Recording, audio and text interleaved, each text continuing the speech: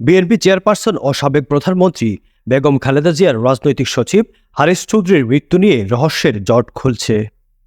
জানা গেছে, মাহমুদুর রহমান নামে ঢাকার সাভারে দাফন করা মানুষটি হারিস চৌধুরী, আর এটি নিশ্চিত হওয়া গেছে ডিএনএ রিপোর্টের মাধ্যমে। আদালতে এই ডিএনএ রিপোর্ট জমা দেওয়ার পর পুলিশের পক্ষ থেকে গণমাধ্যমকে এ তথ্য জানানো হয়েছে। এর আগে গত ৫ সেপ্টেম্বর বিএনপির নেতা হারিস চৌধুরীর পরিচয় নিশ্চিত করতে তার মরদেহ উত্তোলন করে ডিএনএ টেস্টের নির্দেশ দেন হাইকোর্ট। হারিস চৌধুরীর মেয়ে সামিরা তানজিন চৌধুরী তখন বলেন, বাবাকে মিথ্যা মামলায় হেনস্থা করা হয়েছে বারবার। তার মৃত্যু নিয়ে পরিকল্পিতভাবে ধোঁয়াশা সৃষ্টি করা হয়, যা অত্যন্ত বেদনার। তিনি বীর মুক্তিযোদ্ধা, দেশপ্রেমিক, তাকে যথাযথ সম্মান দেওয়া হয়নি।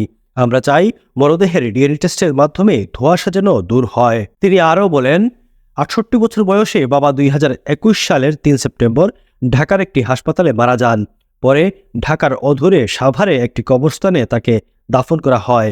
এরপর গত ১৬ অক্টোবর সাভারের বিরুলিয়া ইউনিয়নের কমলাপুর জালালাবাদ এলাকার জামিয়া খাতামুন্নাবিয়ান মাদ্রাসা কবরস্থানে থেকে ডিএনএ পরীক্ষার জন্য মাহমুদুর রহমান নামে দাফন করা হারিস চৌধুরীর মরদেহটি কবর থেকে তোলা হয়।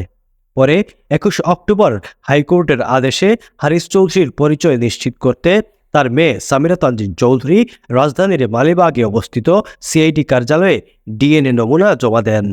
সে সময় সাংবাদিকদের পক্ষ থেকে তাকে প্রশ্ন করা হয়, বাবাকে দাফনের পরও আপনাকে ডিএনএ নমুনা দিতে হচ্ছে, এই বিড়ম্বনার পেছনে আসলে কারা দায়ী? উত্তরে তিনি বলেন, এই বিড়ম্বনার জন্য বিগত সরকার দায়ী, রাজনৈতিকভাবে প্রভাবিত প্রশাসন এর জন্য দায়ী। প্রতিহিংসামূলক রাজনীতি এবং স্বৈরাচারমূলক আচরণের কারণে আমাকে এই বিড়ম্বনায় পড়তে হয়েছে। সিআইডি সূত্রে জানা গেছে, ডিএনএ নমুনা পরীক্ষার ২ সপ্তাহ পরেই সাভার থানা থেকে রিপোর্ট পাঠানো হয়।